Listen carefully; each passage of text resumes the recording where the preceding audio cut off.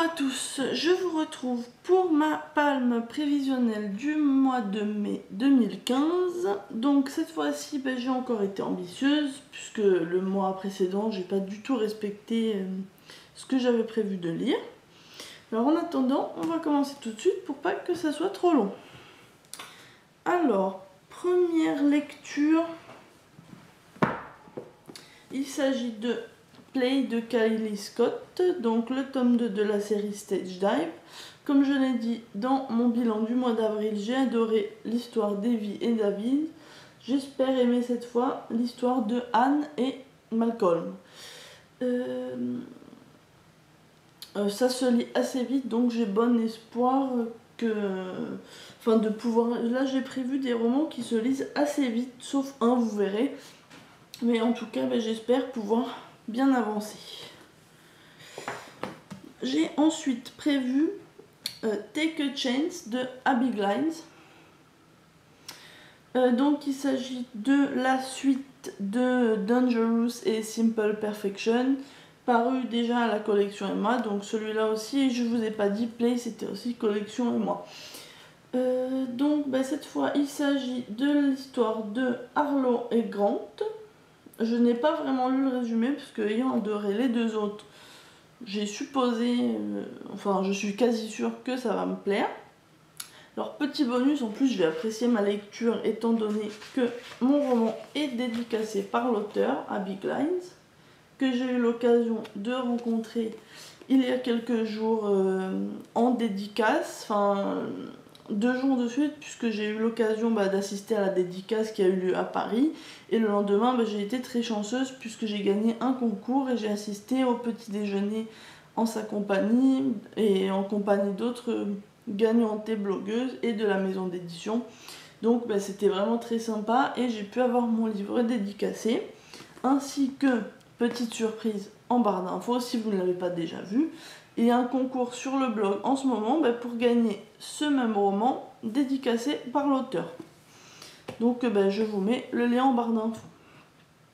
Ensuite, pour continuer dans les Abby Glines, j'ai prévu, si j'ai le temps, de lire The Vincent Boys, donc le premier tome de la duologie, puisque le second s'appelle The Vincent Brothers, il me semble. Donc, alors là aussi l'histoire, je sais que c'est Beau et Ashton, les personnages principaux. Je n'en sais pas plus. Celui-là aussi est dédicacé, regardez, je montre. Je n'en sais pas plus, mais comme j'aime bien sa plume et que c'est toujours du new adulte qui me plaît bien, j'espère avoir le temps de découvrir celui-ci et pourquoi pas après m'acheter le deuxième et dernier tome de cette série. Ensuite, je me suis prévu le tome 3 d'After. En fait, je me suis prévu de reprendre la lecture puisque j'ai lu une trentaine de pourcents à peu près et que j'ai toujours pas avancé. Je ne présente plus After. Le tome 5 vient de sortir en e-book et je pense qu'il sera en papier très très bientôt. Donc,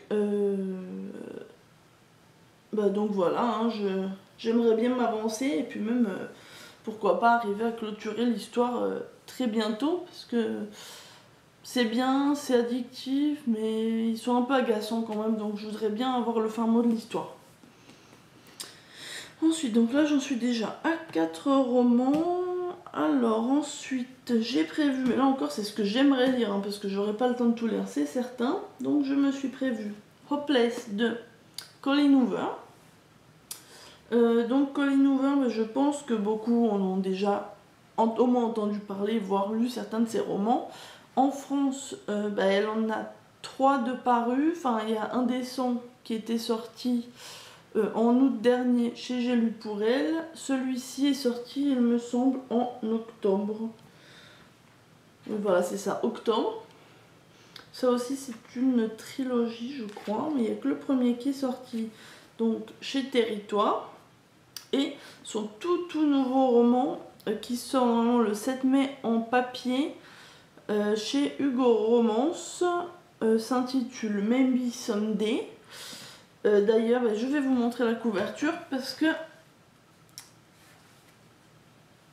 il fait partie de mes prévisions du mois. Alors, attendez, je vous montre ça.